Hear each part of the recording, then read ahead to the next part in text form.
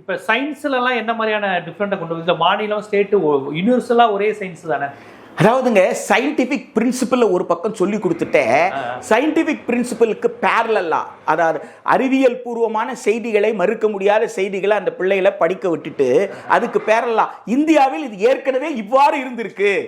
அது சயின்டிபிக்கா சயின்ஸ்லயும் திணிக்கிறாங்க எல்லா விஷயத்திலுமே.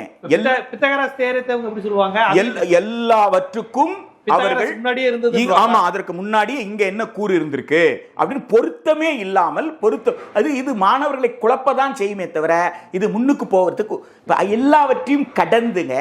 நம்ம என்ன புரிஞ்சுக்கணும்னு கேட்டா, ஆக்ஸ்போர்ட் யூனிவர்சிட்டி எதுக்கு ஆக்ஸ்போர்ட் யூனிவர்சிட்டிக்கு போறாங்கன்றதுதான்.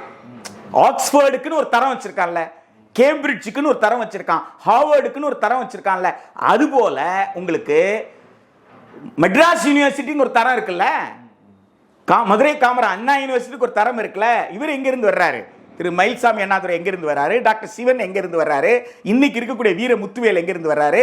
இப்படி எக்கச்சக்கமான ஆட்களை நம்ம எல்லா துறையில உருவாக்கி வச்சிருக்கோமே. இவங்க எல்லாம் எங்க இருந்து வந்தாங்க? மாநில அரசு கல்லூரியிலிருந்து தான், பள்ளியிலிருந்து, கல்லூரியிலிருந்து, பல்கலைக்கழகத்திலிருந்து தான் வந்தாங்க. அப்போ இந்த தரத்தை யார் உருவாக்குனது? மாநில அரசு தானே. மாநில அரசோட பல்கலைக்கழகம் தான் உருவாச்சு. இப்போ அப்படி நீ சுயமாக எதையும் செய்ய முடியாது. நான் ஏன் கேட்கிறேன், இன்னொரு மயில்சாமி அண்ணாதுரையே இன்னொரு பல்கலைக்கழகத்தில் வரல, ஏன் ஐஐடியில் உருவாகலன்னு நான் கேட்கிறேன்.